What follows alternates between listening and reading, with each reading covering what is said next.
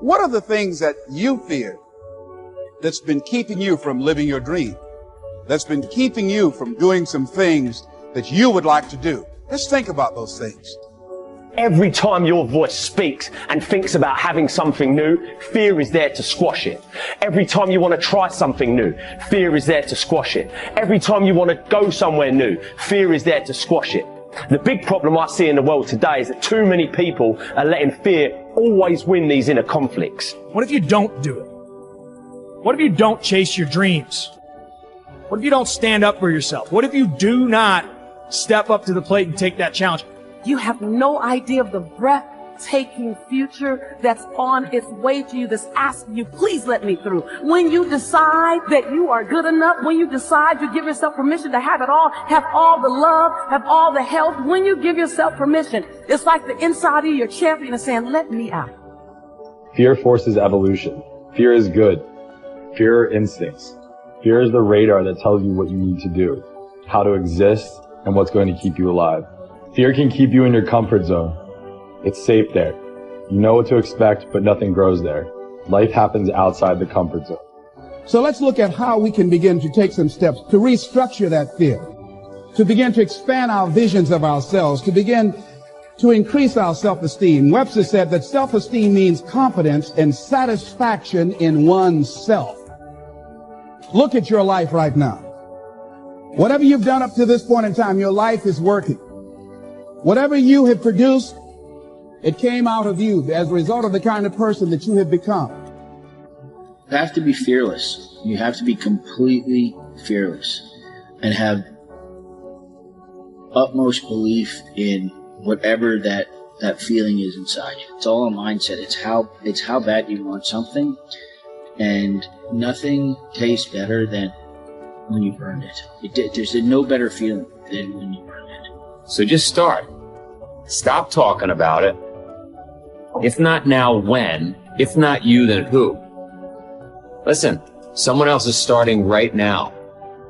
As long as you got air in your lungs, you have an opportunity to improve your current situation. So human up, accept the challenge, change your associations, and soon you will find yourself receiving accolades and congratulations. But first you gotta say I do to the new you and commit to a lifetime of small wins that at times will seem meaningless and pointless. Are you in a position to quit? Or are you in a position to go harder? Are you in a position to go stronger? Are you willing to dig and go as far as you can in your life? Are you willing to suffer? So instead of boxing yourself in and thinking only about all the different ways that something could be bad, could break, could fall to pieces, think about all the things that you could do if you take the action.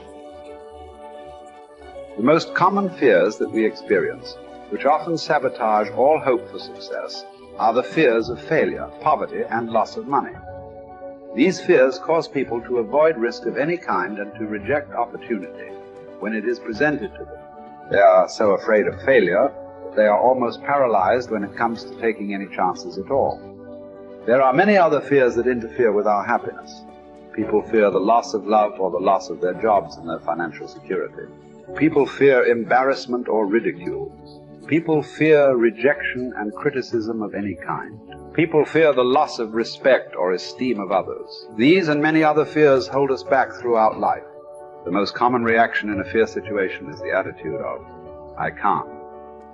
This is the fear of failure and loss that stops us from taking action. It is experienced physically, starting in the solar plexus. When people are really afraid, their mouth and throat go dry, their heart starts pounding. Sometimes they breathe shallowly and their stomach churns. Often they feel like getting up and running to the bathroom. These are all physical manifestations of the inhibitive negative habit pattern, which we all experience from time to time. Whenever a person is in the grip of fear, he feels like a deer caught in the headlights of a car. This fear paralyzes action. It often shuts down the brain and causes the individual to revert to the fight or flight reaction. Fear is a terrible emotion that undermines our happiness and can hold us back throughout our lives. Fear makes come true that which one is afraid of. Now, even if it only comes true in the imagination, we must experience the tortures of that which we fear. Tortures often as not worse than those if what we feared actually came to pass physically in our lives. It's why the old line, "A coward dies 1,000 deaths. A brave man dies but once," is really true. Fear makes come true that which one is afraid of. If fear of something is held long enough, it may well bring on that which we fear, but it really doesn't make much difference because experiencing the fear is the same thing. That is, as far as our mind and body are concerned, it's actually happening over and over again, doing its inevitable damage to our physical bodies. Ralph Waldo Emerson said that fear is ignorance.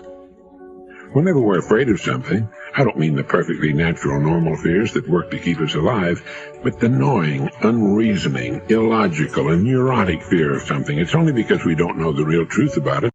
If we did, the fear would vanish. That would include a neurotic fear of death, the fear that we are not liked or loved, and so forth. I think the thing to remember here is that when we fear something, it takes its toll on our mind and body just as if that which we fear had in fact come to pass. And we can bring to pass that which we fear. If you want to change attitudes, start with a change in behavior. In other words, begin to act the part as well as you can of the person you would rather be, the person you most want to become. Gradually, the old fearful person will fade away. Dr. Frankl learned that by controlling his attitude, the concentration camp fell away. His mind was free to roam where he wanted it to roam, think about what he wanted it to think about. It was as free as the birds, freer really, for it could fly to the ends of the earth, to the ends of imagination in an instant. And so can yours. And so can mine. You need large amounts of self-discipline to deal courageously with all the fear-inducing events of your life. This is probably why Churchill said, "Courage is rightly considered the foremost of the virtues, for upon it all others depend." The fact is that everyone is afraid, and usually of many things. This is normal and natural. Often fear is necessary to preserve life, prevent injury, and guard against financial mistakes. So if everyone is afraid, what is the difference between the brave person and the coward? The only difference is that the brave person disciplines himself to confront, deal with, and act in spite of the fear. In contrast, the coward allows himself to be dominated and controlled by the fear. Someone once said that with regard to warfare, although it applies to any situation, the difference between the hero and the coward is that the hero sticks in there 5 minutes longer. Fortunately, all fears are learned. No one is born with fears. Fears can therefore be unlearned by practicing self-discipline repeatedly with regard to fear until it goes away. Your ability to confront, deal with, and act in spite of your fears is the key to happiness and success. One of the best exercises you can practice is to identify a person or situation in your life of which you are afraid and resolve to deal with that fear situation immediately. Do not allow it to make you unhappy for another minute. Resolve to confront the situation or person and put the fear behind you. The only way to deal with the fear is to address it head on. Remind yourself that denial is not a river in Egypt. The natural tendency of many people is to deny that they have a problem caused by fear of some kind.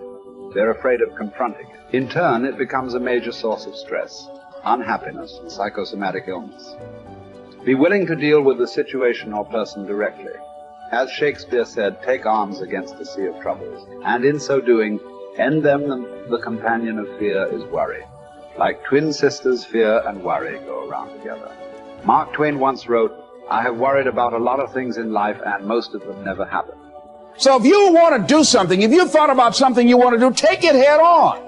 Decide that you're going to start looking at it, start doing research on it, start tackling it, start becoming involved in whatever and wherever it might lead you to begin to explore the possibilities in that particular thing that you're seeking so that you can begin to learn all you can about it.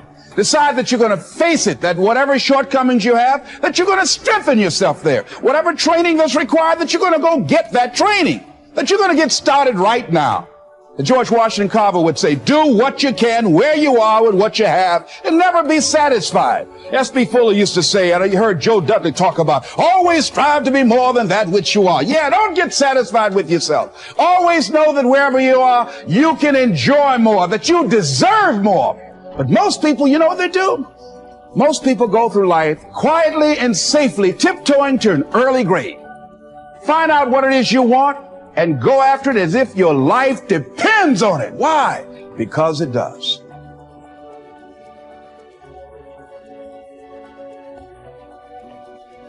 If you are truly fed up with constant rejection from literary agents and their big publishers, then I say to you, welcome home. Because it is time to tell your story at Karis Publishing.